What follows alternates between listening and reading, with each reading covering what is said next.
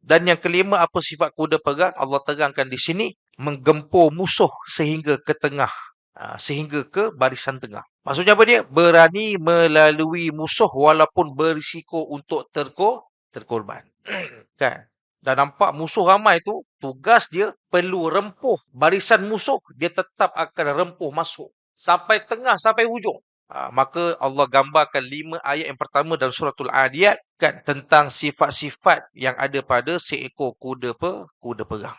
Rumusannya apa dia? Kuda perang ni mengerahkan segala tenaga yang ada, sanggup berkorban menghadapi musuh kerana satu perkara je, apa dia?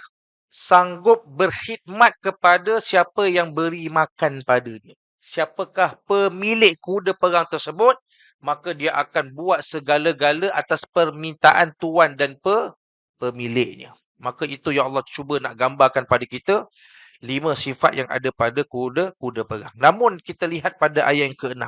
Allah cerita pasal manusia. Apa ayatnya? Yang pertama Allah kata apa dia? Tidak mensyukuri nikmat Tuhan.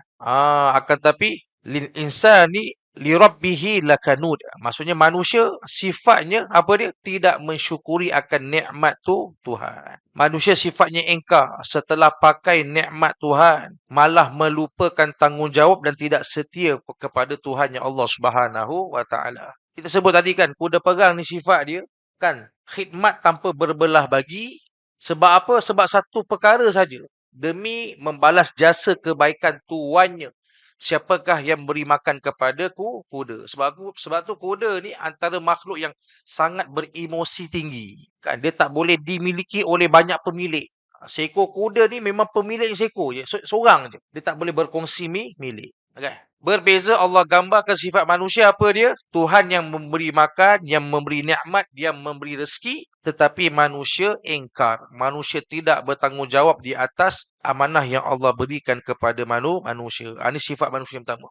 Sebab tu jemaah sekalian, bila mana kita kata Allah tu sebagai tujuan hidup, ingat untuk sampai ke syurga, sampai kita nak menghadap Allah Subhanahu wa taala, perjalanannya itu mengambil masa yang sangatlah lama. Daripada alam rohnya, alam dunia, kemudian alam barzah. Alam barzah ni sampai berlakunya kiamat lah. Kemudian masuknya alam mahsyar. Dalam hadis Nabi sebut, berapa lama alam mahsyar? 50,000 tahun. Masuk alam mizan, 100,000 tahun. Masuk alam sirat, 150,000 tahun. Minimum tau, minimum. Dia 50, 50, 50. Tambah, gandaan 50, 50, 50. Berpandukan pada Nabi sebut dalam hadis, 50,000 tahun manusia akan dihimpunkan di padang mahsyar Allah Subhanahu wa taala.